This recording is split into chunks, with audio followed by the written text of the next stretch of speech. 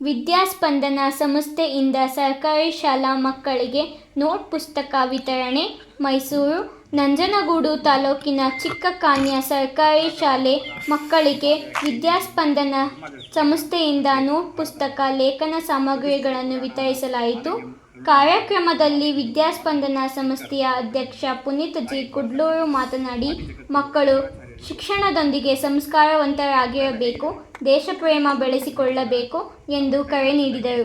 ಈ ಸಂದರ್ಭದಲ್ಲಿ ಕುಡ್ಲೂರು ಗುಂಡಪ್ಪ ಪ್ರತಿಷ್ಠಾನದ ಅಧ್ಯಕ್ಷ ಕೆ.ಆರ್. ಗಣೇಶ್, ವಿಶ್ವ ಹಿಂದೂ ಪರಿಷತ್ ಕಾರ್ಯದರ್ಶಿ ಮಧುಸೂದನ್, ಮುಖ್ಯ ಶಿಕ್ಷಕ ನಾಗರಾಜ್, ಶಿಕ್ಷಕಿ ಮಂಜುಳಾ, ಸಿಆರ್ಪಿ ಮಹದೇವಸ್ವಾಮಿ, ಎಸ್ಟಿಎಂಸಿ ಅಧ್ಯಕ್ಷ ಮಹದೇವಸ್ವಾಮಿ ಇತರರು ಹಾಜರಿದ್ದರು.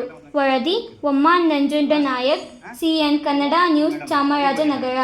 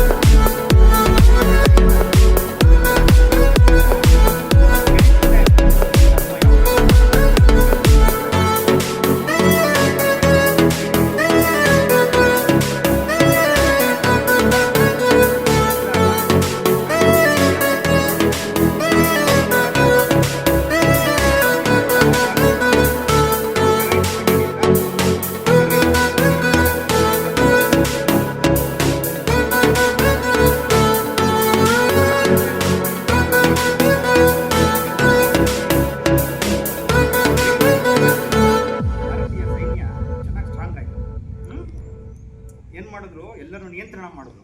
ಅಚಾತುರ್ಯವಾಗಿ ಇದಾಯಿತು. ಆಗ ಭಾರತ ಏನು ಮಾಡಿದ್ರು? ಯುದ್ಧ ಏನ್ ಹೆಸರಲ್ಲಿ ಮಾಡಿದ್ರು? ಆಪರೇಷನ್ ಸಿಂಧೂರ ಅಂತ ಹೆಸರು. ಏನಂತ? ಆಪರೇಷನ್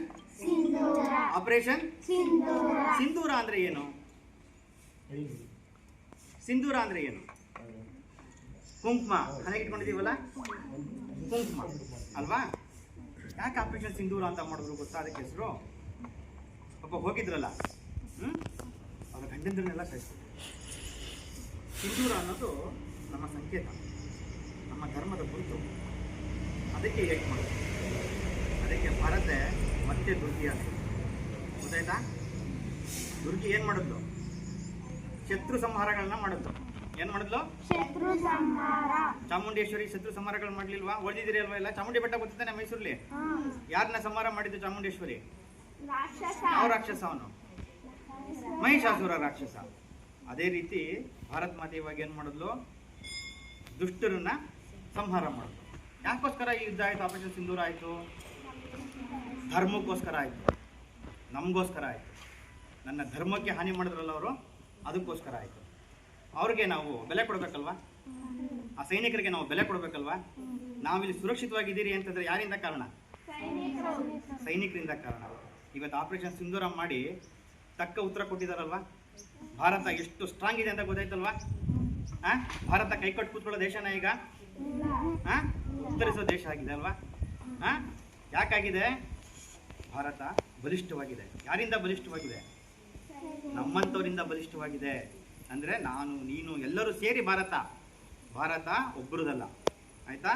ಸೈನಿಕರಿಗೆ ಶಕ್ತಿಯನ್ನು ಕೊಡ್ತು ಸರ್ಕಾರ ಅಲ್ವಾ? ತಕ್ಕ ಉತ್ತರವನ್ನು ಕೊಟ್ಟರು. ಆ ಧರ್ಮವನ್ನು ಉಳಿಸ್ಕೊಳ್ಬೇಕಾದ ಜವಾಬ್ದಾರಿ ಯಾರ್ದು?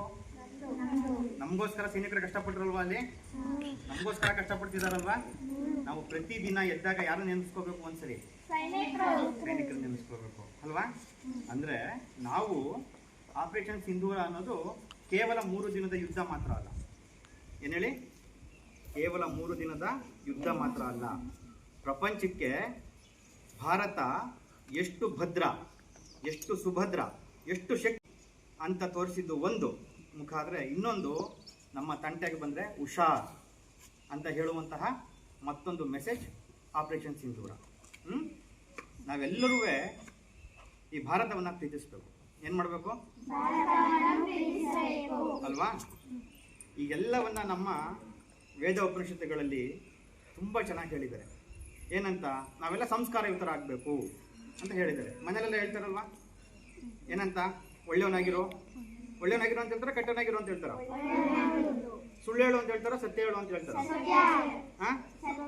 ದೊಡ್ಡವರ ಗೌರವ ಕೊಡು ಅಂತ ಹೇಳ್ತಾರ, ಬೆಲೆ ಕೊಡ್ಬೇಡ ಅಂತ ಹೇಳ್ತಾರ? ಬುಕ್ ಓದು ಅಂತ ಹೇಳ್ತಾರ, ಮೊಬೈಲ್ ನೋಡು ಅಂತ ಹೇಳ್ತಾರ? ಅದ್ ನೀವು ಯಾವ್ದು ಮಾಡಲ್ಲ ಅಲ್ವಾ? ಅಲ್ವಾ? ನಮಗೆ ವ್ಯಾಲ್ಯೂಸ್ ಅಂತಂದ್ರೆ ನಮಗೊಂದು ವಿಚಾರಗಳು ಗೊತ್ತಿರಬೇಕು. ನಾವು ಹೇಗಿರಬೇಕು ಅನ್ನೋದಕ್ಕೆ, ಭಾರತದಲ್ಲಿ ನಾವು ಹೇಗೆ ಬದುಕಬೇಕು ಅನ್ನೋದಕ್ಕೊಂದು ರೂಲ್ಸ್ ಇದೆ ನಮ್ಮ ಹತ್ರ ಅಲ್ವಾ? ಒಂದು ರೂಲ್ಸ್ ಇದೆ. ಈಗ ನೀನು ಒಳಗೆ ಸ್ಕೂಲಿಗೆ ಹೊಡಿಬೋದಾ? ನೀನು ಏನು ಮಾಡ್ತಾರೆ? ನಿಮಗೆ ಮೇಷ್ಟ್ರು ಏನು ಮಾಡ್ತಾರೆ? ಹೊಡಿತಾರೆ. ಹಂಗೆ ಕಳ್ಳ ಒಬ್ಬಂಗೆ ಇನ್ನೊಬ್ಬ ಆಚೆ ಒಬ್ಬ ರೋಡಿ ಹೊಡೆದ್ರೆ ಒಬ್ಬಂಗೆ ಯಾರು ಶಿಕ್ಷೆ ಕೊಡ್ತಾರೆ? ಪೊಲೀಸರು ಕೊಡ್ತಾರೆ. ಪೊಲೀಸರು ಅರೆಸ್ಟ್ ಮಾಡ್ತಾರೆ. ಶಿಕ್ಷೆ ಕೊಡೋದು ಯಾವುದು? ಕೋರ್ಟು ಇದು ಸರ್ಕಾರದಲ್ಲಿ ಯಾತ್ರೆ ನಡೆಯುತ್ತೆ, ಒಂದು ಸಂವಿಧಾನದಲ್ಲಿ ನಡೆಯುತ್ತೆ. ನಾವು ಹೇಗೆ ಬದುಕಬೇಕು ಭಾರತದೊಳಗೆ ಅಂತ ಇರೋದಕ್ಕೆ ಗ್ರಂಥ ಯಾವುದು ನಮಗೆ? ಸಂವಿಧಾನ. ಅದು ನಮ್ಮ ಕಾನೂನು ಅಲ್ವಾ? ಇದೇ ರೀತಿ ನಾವು ಜೀವನದಲ್ಲಿ ಹೇಗೆ ಬದುಕಬೇಕು, ದಿನನಿತ್ಯ ಹೇಗಿರಬೇಕು, ಇದನ್ನ ಕಲಿಸಿದ್ದು ನಮ್ಮ ಸಂಸ್ಕಾರಗಳು. ಆಯ್ತಾ? ಇದರಲ್ಲಿ ಏನು ನಮ್ಮದು ಫಸ್ಟ್ ಏನು ಹೇಳುತ್ತೆ? ಮಾತೃದೇವೋಭವ ಅಂತ ಹೇಳುತ್ತೆ. ಮಾತೃದೇವೋಭವ ಅಂದರೆ ತಾಯಿಯನ್ನ ದೇವರಂತೆ ಕಾಣು ಅಲ್ವಾ? ಕನ್ನಡದಲ್ಲಿ ಏನು ಹೇಳ್ತೀವಿ ಅದಕ್ಕೆ? ತಾಯಿಯೇ ದೇವರು ಅಲ್ವಾ? ನಿಮಗೋಸ್ಕರ ಈ ಅಮ್ಮ ಎಲ್ಲ ಕಷ್ಟಪಡ್ತಾರಲ್ವ ಮನೇಲಿ. ಬೆಳಗ್ಗೆ ಎದ್ದು ತಿಂಡಿ ಮಾಡಿಕೊಟ್ಟು, ನಿಮ್ಮ ಬಟ್ಟೆ ಒಗೆದು ಐರನ್ ಮಾಡಿ, ಜೊತೆಗೆ ಕೆಲಸ ಮಾಡೋಕ್ಕಿದ್ರೆ ಕೆಲ್ಸಕ್ಕೆ ಹೋಗಿ, ಜಮೀನುಗಳಿಗೆ ಬೇರೆ ಕಡೆ ಕೆಲ್ಸಕ್ಕೆ ಹೋಗಿ, ಬೇರೆಯವ್ರ ಮನೆ ಕೆಲ್ಸಕ್ಕೆ ಹೋಗಿ, ಎಲ್ಲ ಕಡೆ ಕೆಲಸ ಮಾಡ್ಕೊಂಡು ಬಂದು ನಿಮ್ಮನ್ನ ಓದಿಸ್ತಾರಲ್ವಾ? ನಿಮಗೋಸ್ಕರ ಕಷ್ಟಪಡ್ತಾರಲ್ವಾ? ನೀವು ಅವ್ರಿಗೆ ಬೆಲೆ ಕೊಡ್ಬೇಕೋ ಕೊಡ್ಬಾರ್ದ? ಆದ್ರೆ ಏನು ಮಾಡ್ತೀರಿ ನೀವೆಲ್ಲ? ಅಮ್ಮನ ಹತ್ರ ಜಗಳ ಕಾಯ್ತೀರಿ ಅಲ್ವಾ? ಅವತ್ತಾನೆ ಜಗಳ ಕಾಯಲ್ವಾ ಅಮ್ಮ ಹತ್ರ? ಕಾಯ್ತೀರಾ ಕಾಯಲ್ವಾ? ಅಮ್ಮನ ಬೈತೀರಾ ಬೈಯಲ್ವಾ ನೀವೆಲ್ಲ? ಬೈಬಾರ್ದು. ಏನು ಹೇಳುತ್ತೆ ನಮ್ದು ಫಸ್ಟು? ನಮ್ದು ರೂಲ್ಸ್ ಏನಾಗಬೇಕು? ನಮಗೆ ಬಲಿಬೇಕಾದ್ರೆ ಮಕ್ಕಳಿಗೆ ನಮ್ದು ಫಸ್ಟು ಮಾತೃದೇವೋಭವ, ತಾಯಿಯನ್ನ ದೇವರಂತೆ ನೋಡಬೇಕು. ನೆಕ್ಸ್ಟ್ ಏನು ಹೇಳ್ತೀವಿ? ಪಿತೃದೇವೋಭವ. ಪಿತೃದೇವೋಭವ ಅಂದರೆ ಯಾರು? ತಂದೆ.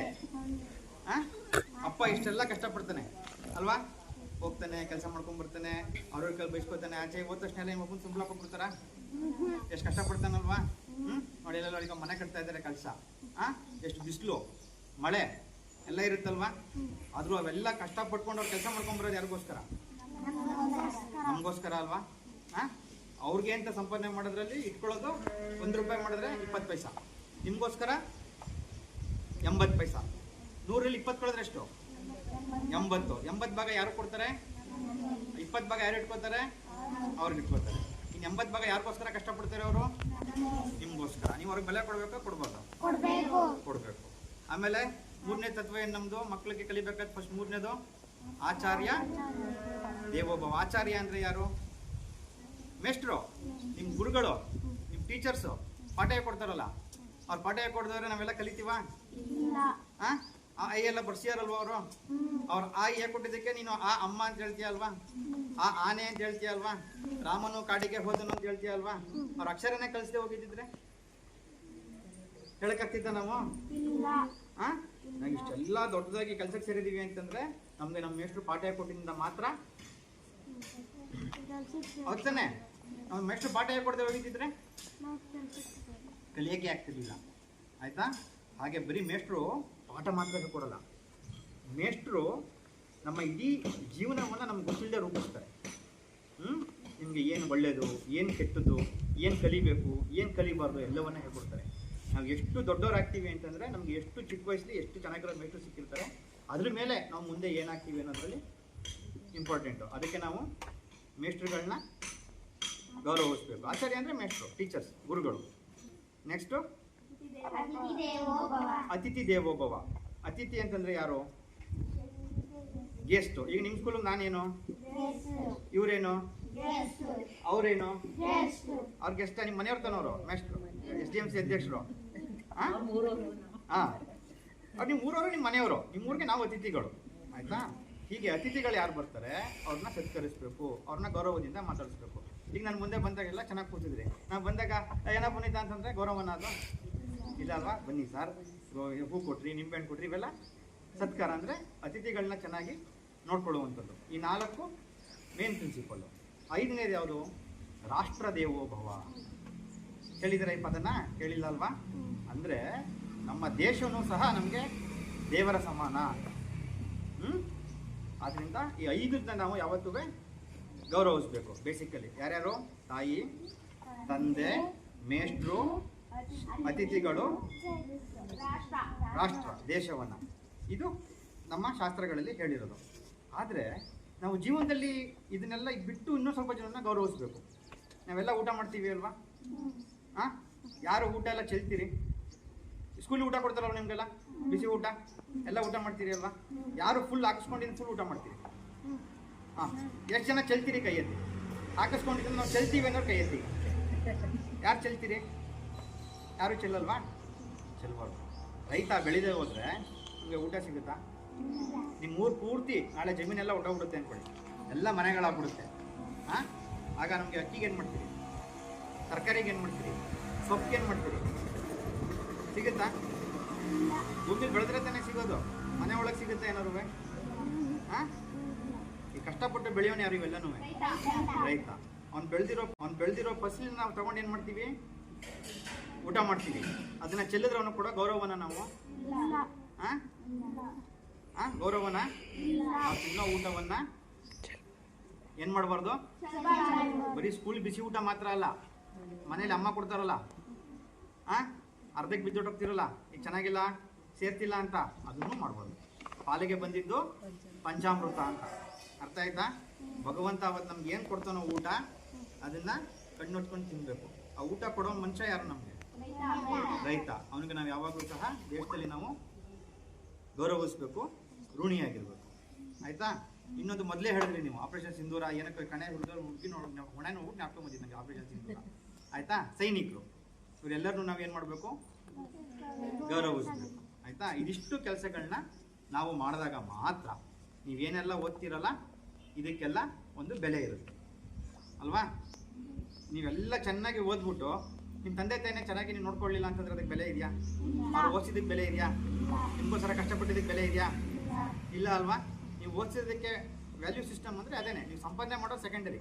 ನೀವು ಎಷ್ಟಾದ್ರು ನಾಳೆ ಸಂಪಾದನೆ 1,000 ರೂಪಾಯಿ ಮಾಡ್ಬೋದು, 10,000 ರೂಪಾಯಿ ಮಾಡ್ಬೋದು, ಆದರೆ ನಮ್ಮ ವ್ಯಾಲ್ಯೂಸ್ ಚೆನ್ನಾಗಿದ್ದಾಗ ಮಾತ್ರ ಅದಕ್ಕೆಲ್ಲ ಬೆಲೆ ಬರುತ್ತೆ.